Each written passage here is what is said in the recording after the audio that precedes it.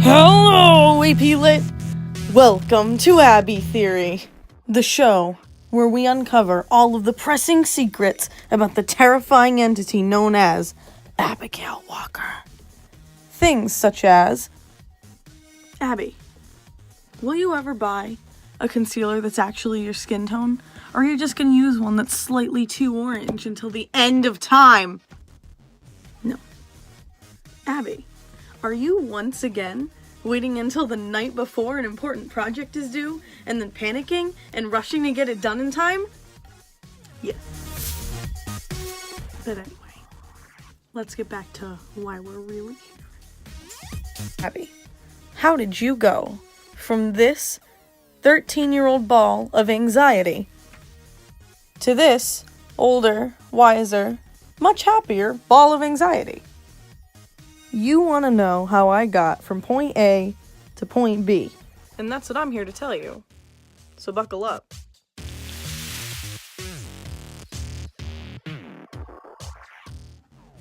So let's get right into it.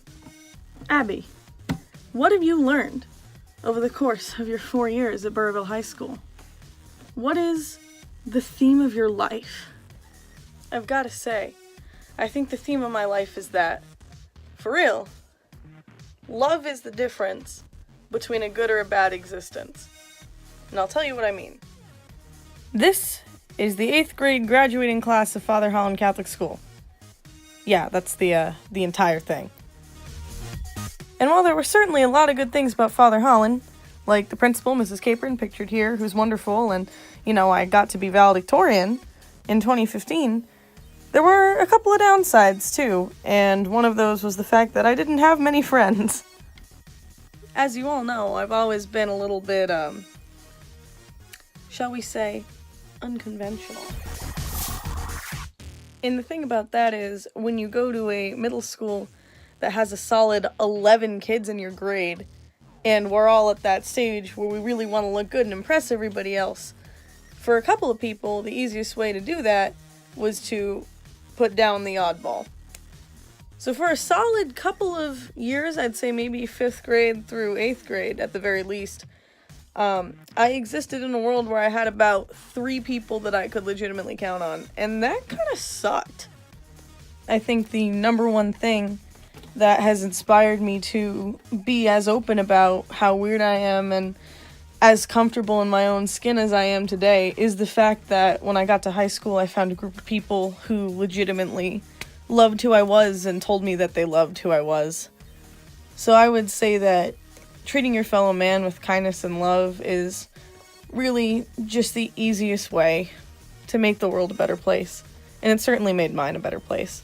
And the fact that I was shown such love and support when I got here, and the fact that it really made a difference in both my life and my mental state. If I'm being honest, I used to be a lot more anxious and a lot more depressed than I am today.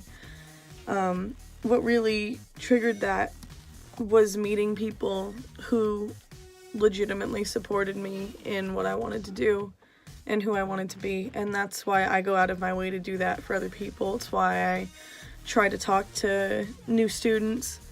It's why I try to go up to any classmate that seems like they're having a bad day and just say to them, like, hey, I'm here for you if you want to talk about it. It's because it made a huge difference in my life, and it really helped me to become a better version of myself, and I want to be able to help other people do that if I can. Now, as far as how have I changed, I think the easiest way to put it is I am more capable now of voicing my opinions than I was when I came to the high school. As long as I can remember, I've been a feminist, I've been an activist for LGBT rights, I've been an avid condemner of discrimination based on race or gender, or anything that a person cannot control. My goal has always been to make the world a safe place for everyone to be exactly who they are and the best version of themselves. So when I first got to the high school, a lot of times if political topics came up that I didn't agree with, the only person I was comfortable debating about it was Mr. Charette. And now I am more confident in my knowledge and in my ability to deliver that knowledge in a way that is useful to getting my points across. I think that came a lot from learning and growing as a person in an environment where I was encouraged to speak my mind. Then there is the question of, who have I become? I like to hope that I have become a person that people trust and who people regard as compassionate and caring. I like to think that I have become a person who is capable of handling problems by herself, but is willing to ask for help when she needs it. I hope that I have become for other people the type of person that my mother is to me, and that is someone who will keep it real with you and help you get through your issues when you need help, and who will also be there when you need to just vent or cry. I love my mom, and I like to think that I've become a lot like her, and that makes me proud. As far as future plans go, I will be attending Colby Sawyer College in the fall. I'm going to be part of the class of 2023, and I'm pretty excited about it. I'm majoring in creative writing, which is also what I want to do with the rest of my life. I want to write novels, and I really want to give the gift of literature to the next generation of readers, because when I was a kid, books were where I found myself. So I think the only question that I haven't answered yet is, what character or theme or plot line that I've read about or seen this year am I the most like, and I think it's going to be a really hard wait.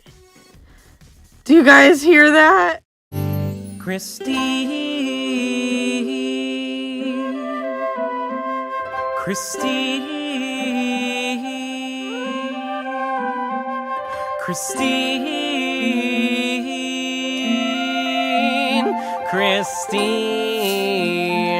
Canicula Christine.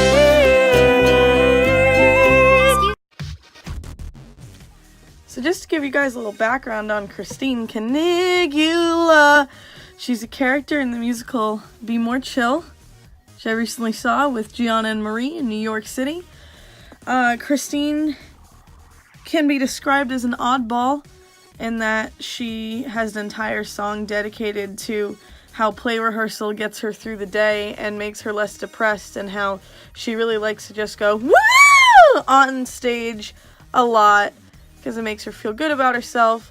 There's this plot line in the play where you get a supercomputer put in your head, and it appears as somebody who they know will inspire you to do what the computer wants. And Christine sees Ruth Bader Ginsburg. Sound like anybody we know?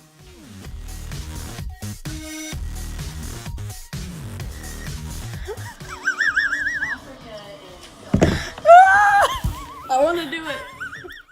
So while I relate to Christine on a lot of those levels, there's also something else that I really relate to her about, and that is the fact that she blames herself for a lot of the issues that her friends face over the course of the musical. So there's a scene where her ex-boyfriend's house catches on fire, and he jumps out of a window and breaks both of his legs, and Christine blames herself because she feels that she should have stayed at the party where the house burned down.